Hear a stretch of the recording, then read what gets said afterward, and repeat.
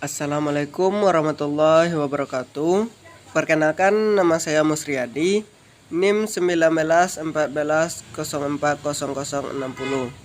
Jurusan Tadris Matematika 19B, Fakultas Tarbiyah dan Keguruan, Instansi Universitas Islam Negeri Imam Bonjol Padang.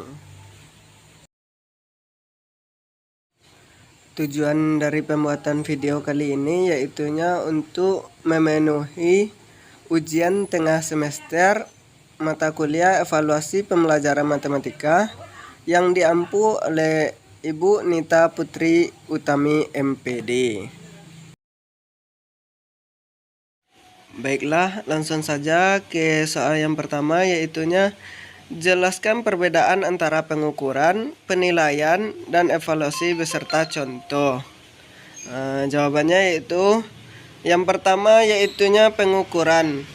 Pengukuran adalah kegiatan membandingkan sesuatu dengan ukuran tertentu dan hasilnya bersifat kuantitatif.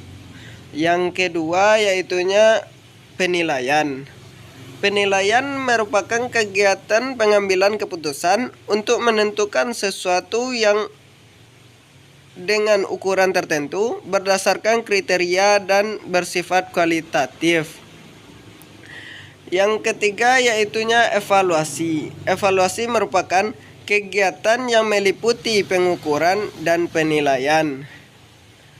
Contohnya, jika kita diminta untuk memilih dua buah pensil yang berbeda ukuran, maka secara otomatis akan dipilih pensil dengan ukuran yang lebih panjang.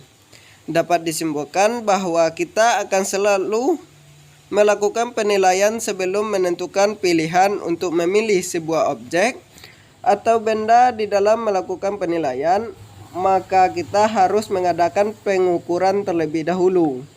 Kegiatan mengukur objek yang kemudian dilanjutkan dengan menilai, inilah yang dinamakan evaluasi.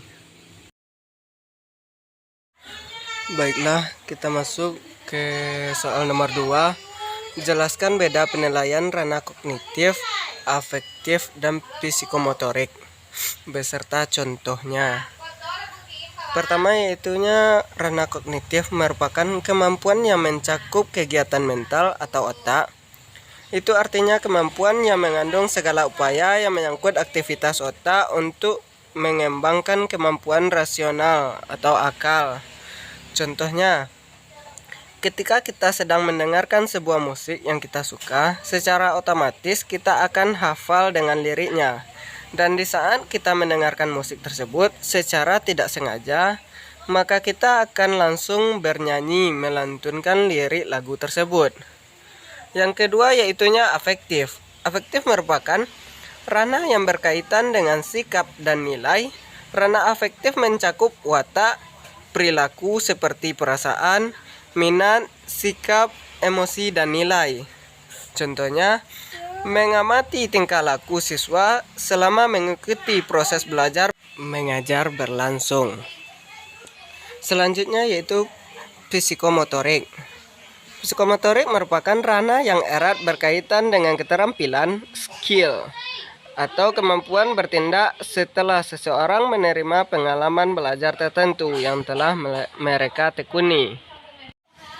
Contohnya, kemampuan psikomotor yang dibina dalam belajar matematika misalnya berkaitan dengan kemampuan mengukur dengan satuan tertentu, baik satuan baku maupun tidak baku, menggambar bentuk-bentuk geometri seperti bangun datar, bangun ruang, garis, dan lain-lain.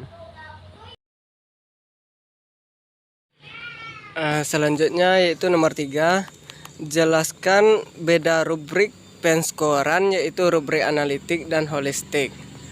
Itu kita buatkan tabelnya dari segi aspeknya, dari definisi. Rubrik analitik yaitu pemeriksaan jawaban berbentuk esai di mana naskah diberikan berdasarkan kriteria yang telah terperinci. Sedangkan rubrik holistik merupakan dikenali sebagai pendekatan general impression atau whole impression berdasarkan perbandingan sesuatu, sampel esai, atau penulisan kepada kriteria yang telah ditetapkan. Berikutnya dari jenis penaksirannya, rubrik holistik yaitu penaksiran sumatif, sedangkan analitik sesuai digunakan untuk penaksiran formatif karena ia memberi maklumat yang jelas dan terperinci terhadap setiap aspek yang ditaksir. Dari ciri-cirinya, pendekatan holistik menggunakan nilai absolut, yaitu menggunakan skala yang kemudiannya diterjemahkan kepada cemerlang, baik, sederhana, atau sangat lemah. Sedangkan analitik, kejelasan dan pemahaman tentang rubrik dapat meningkatkan kesahan dan kebolehan kepercayaan penaksiran. Dari kebaikannya, holistik itu memeriksa skrip jawaban tidak mengambil masa yang panjang, sedangkan analitik skrip jawaban memadai diperiksa sekali saja. Dari keburukan, holistik itu memaskahan kurang objektif, sedangkan analitik itu masa yang agak lama diperlukan untuk memeriksa setiap skrip jawaban. Selanjutnya yaitu nomor 4, jelaskan beda antara bobot, skala, dan skor pada rubrik penskoran. Yang pertama yaitunya bobot. Bobot merupakan besarnya angka yang ditetapkan untuk suatu butir soal ke dalam perbandingan dengan butir tes yang lainnya. Skala merupakan perbandingan antar kategori di mana masing-masing diberi nilai yang berbeda. Kemudian skor merupakan memberikan angka dengan jalan menjumlahkan angka setiap butir soal. Selanjutnya yaitu nomor 5, jelaskan beda alat evaluasi tes dan non-tes beserta apa saja alatnya. Teknik evaluasi tes yaitu cara yang dapat dipergunakan untuk prosedur yang perlu ditempuh dalam rangka pengukuran dan penilaian di bidang pendidikan. Teknik evaluasi non-tes yaitu melaksanakan penilaian dengan tidak menggunakan tes. Alat evaluasi tes yaitu tes tertulis dan tes lisan. Sedangkan alat evaluasi non-tes meliputi yaitu observasi, wawancara, skala sikap, dan angket. Selanjutnya yaitu nomor 6, apa ciri-ciri tes yang baik? Ciri-ciri tes yang baik yaitu pertama, validitas. Sebuah tes yang dikatakan memiliki validitas apabila tes itu dapat mengukur apa yang hendak diukur. Yang kedua, reliabilitas. Reliabilitas berasal dari kata reliability. Reliability artinya dapat dipercaya. Yang ketiga, objektivitas. Dalam penilaian sehari-hari berarti dapat mengandung unsur pribadi. Yang keempat, praktikabilitas. Sebuah tes dikatakan memiliki praktikabilitas yang tinggi apabila tes tersebut bersifat praktis. Yang kelima, ekonomis. Tes yang memiliki sebutan ekonomis apabila pelaksanaan tes itu tidak membutuhkan ongkos atau biaya yang mahal, tenaga yang banyak, dan waktu yang lama. Selanjutnya yaitu nomor 7, jelaskan perbedaan kemampuan tingkat rendah dan kemampuan tingkat tinggi. Berpikir tingkat rendah tidak menghasilkan sesuatu yang baru dan kreatif serta tidak melakukan keterampilan berpikir lebih rumit. Sedangkan kemampuan tingkat tinggi dituntut kemampuan aplikasi, analisis sintesis, evaluasi, generalisasi, membandingkan, mengklasifikasi informasi, menyimpulkan, dan mengambil keputusan.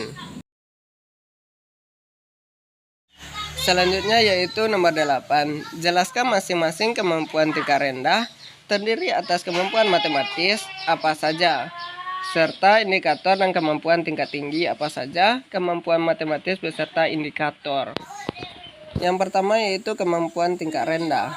Pemahaman konsep yaitu kemampuan siswa dalam menjelaskan konsep yang telah dipahaminya dan mampu menerapkan konsep tersebut situasi yang berbeda. Indikatornya yang pertama itu menyatakan ulang konsep yang telah dipelajari. Yang kedua, mengklasifikasikan objek-objek berdasarkan konsep matematika.